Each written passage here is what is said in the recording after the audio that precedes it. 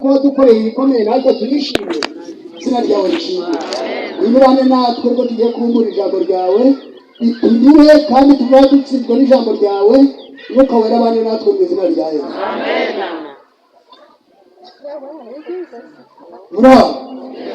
murakomeye mpano ni nziza ubuzima bw'itamatsiko bikumva n'abakunze cyane ahubwo ndi kugira ngo ngibagirwa ko ndi kubwiriza tugiye kwiga amagambo avuga ngo dukunde Imana kuko ariyo dukesha byose. Dukunde iki? Kubera iki? niyo dukesha byose. Mureke mbabwire twese ntawagize uruhare ngo abeho. Vuza ijambo nzamuye ikiganza cy'iburyo ahubwo kubaho kwacu ni ubushake bw'Imana. Ikibazo iyo Imana ibishaka ariko tugira inyamaswa ubu twese tuba turi imbogo turi mu ishyamba turi kurisha ubwatsi nibyo. iyo ibishaka ariko tugira amatungo ubu tuba turi ihene n'intama. Nkurikira neza tugende kuri gatanu kuri gatanu. iyo Imana ibishaka ubu ngubu baribwa n'ikumoka. Ndashima ko itangiza imbwa ikandama ku ishusho yayo yagicyubahiro. Zamura ikiganza uhimbaze Imana cyane. Yesu aravuga ati mwese abarusha n'abaremerewe muze munsange ndabaruhura. Ni ukuvuga ngo indushyi zose mujye kwa Yesu. Ntabwo imbere ya Yesu tuhava ahubwo turahakirira. Hano mwageze ni kwa Yesu. Byanejeje cyane harimo abashyitsi n'abagomeye batarabatizwa mu mbere batarabatizwa mu bashaka ibiganza byabo. Yesu arabakunda. Ntabwo imbere ya Yesu tuhava ahubwo tugenza dute turahakirira. Dukunda Imana kuko ariyo dukesha byose. Reba ukunda Imana yaremye akagashusho kitwa Kayihura. Mwese muri gukorera muri kureba bimeze bite? Reba uko yaremye utu twinshi. Imana ni nziza kandi amaheko bandeye. Reba uko yaremye utu twinshi. Haleluya. Reba uko yaremye utu tuzuru. Reba uko yaremye utu tunwa. Reba ko ndani n'abantu twige turi kugaragara ko muhekeye ikigori n'ikijumba. Imana ni nziza ibihe byose. Imana ni nziza. Tuje mu gitabo cy'imigani. Igitabo cy'imigani bahageze cya 8 turasoma ku murongo wa 14. Haranditse ngo Yesu ati ninjye nyiri inama no kumenya gutunganye, ninjye muhanga kandi mfite ububasha, ninjye wimika abami ngahira ikomangoma guca imanza zitabera, ninjye uha abatware gutwara n'imfura nazo n'abacamanza bo mu isi bose, guhera ku muyobozi w'umudugudu kugeza kuri perezida wa repubulika bose ni Imana yabashyizeho. Amina. Ni abakozi be n'abakozi bayo. Hepfo nshaka ko dusoma umurongo ukomeye cyane wa 17. Yesu ati nkunda abankunda kandi abanshakana umwete bazambona. Ubukire n'icyubahiro biri iwanjye kandi n'ubutunzi buhoraho no gukiranuka nabyo. Amina. Imana tuyikunda birakwiye. Niyo nyiri ububasha bwose. Niyo dufiteho uruhare turatambuka ari uko ubishaka, tukicara ari uko ubishaka, tukaryama tukicira. Ni ubushobozi bwayo. Izina ryayo rihabwa icyubahiro. Imana tuyikesha byose. Niyo mpamvu Imana isaba ngo tugendere mu mategeko yayo. Yesu tutazamuhamiriza imbere y'abantu, sinzamuhamiriza imbere ya Data n'abamarayika be. Tugomba guhamya Imana ko turi nayo kandi ko turi abana bayo bafite ubwenge. Imana ibidushoboze. Muraho baje Imana. Hanyuma tuje muri Yesaya igice cya 46 dusome amagambo akomeye cyane. Turasoma ku murongo wa 3.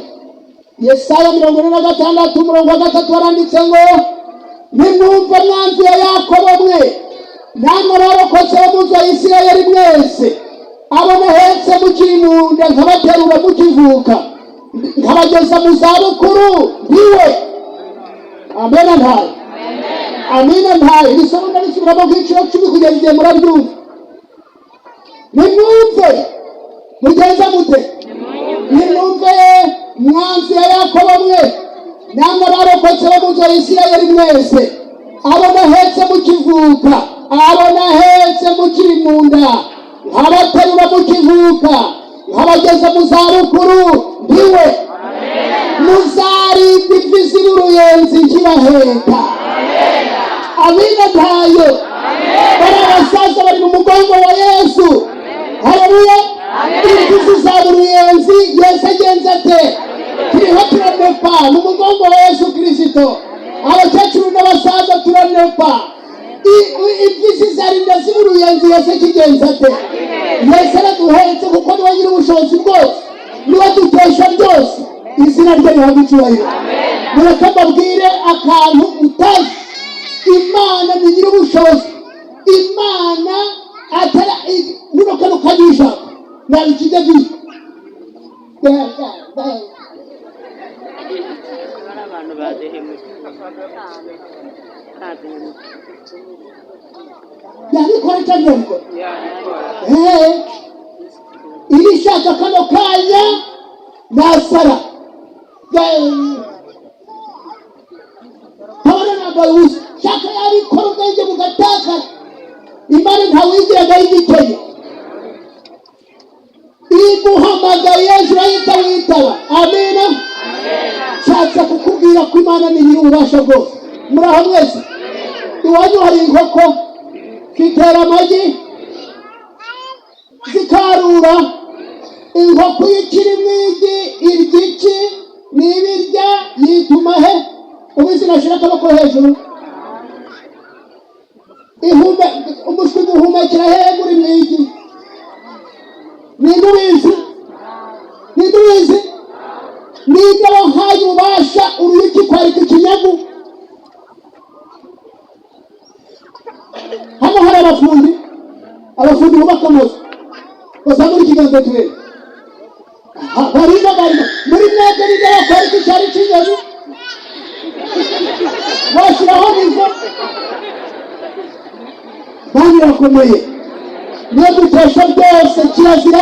N'iri jambo ryawe rivuze ngo batizwa mu izina rya Yesu Kristo uzahabwa ubugingo. Nifurije ubugingo buhoraho. Murakaja mu ijuru. Aheza mu ijuru tuzahurirayo bagenzi. Aheza mu ijuru tuzahurirayo. Tuzahura n'Abasuwisi, duhura n'Abafaransa, duhura n'Abanyamerika, Abavietinamu, isi yose twese tuzahurira imbere ya Data wa twese. Avuga ati mukenyere rero batazi kurya, akanya ukarabaye nta nzoka zizaba ziriho cyangwa igize bakarura. Yesu azakenyere tugaburire.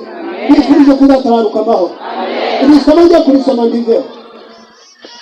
Nimwumva ye mwanzi ya Yakobo mwe, namwe abarokotse bo mu nzu ya Isirayeli mwese, abo nahetse mukivuka, abo nahetse mukiri mu nda, nkabaterura mukivuka, nkabageza mu zabukuru, ndiwe. Nkabageza mu zabukuru, ndiwe. Abasaza bari kubyumva neza cyane. Ndiwe muzarinda imvi z'uruyenzi nkibaheka. Ninjye waremye, ninjye uzaheka. Haleluya. Ninjye waremye, ninjye uzaheka. Ni koko nzaheka kandi nzaja nkiza. Amina. Hepfo ku murongo wa 5, mwampanywa nande twahwana kandi mwashushanya nande twasa. Ntawera nk'Uwiteka, nta gitare kimeze nk'Imana yacu. Haleluya.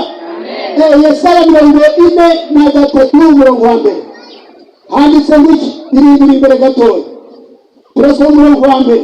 Haranditse ngo ariko Mama Uwiteka yakuremye wowe Yakobo kandi akakubumbura Isirayeli. Aravuga ati witinya kuko nagucunguye, naguhamagaye mu izina ryawe uri uwanje. Buriya Yesu azi izina rita akayibura neza kuruta yari yise nje ntarabaho. Amina. Hariya ku murongo ukomeye cyane wa 2, nugira mu mazi zaba ndi kumwe nawe, nuca mu mugezi ntuzagutembana, nugira mu muriro ntuzasha, kandi ibirimi byawe ntibizagufata, kuko ndi Uwiteka Imana yawe, Uwera wa Isirayeli, umukiza wawe. hera mugenzi wawe mukuru mubwira uti humura dufite Imana. Dufite Imana yekuja murahagarika imitima. Haleluya. Yekuja murabunza imitima akabatagira Imana. Imana yacu turayifite idufashe mu biganza. Amina. Ngira ngo abantu b'Imana mwe dusome isomo risoza. Isomo risoza ni Zaburi igice ca 105.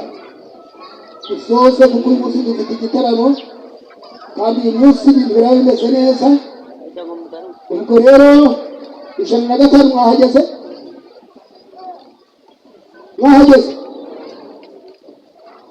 Haranditse ngo nimushime Uwiteka mwambaze izina rye, mwamamaze imirimo yakoze mu mahanga, mumuririmbire ishimwe, muvuge imirimo itangaza yakoze, mwirate izina rye ryera. Imitima y'abashaka Uwiteka nimwishime.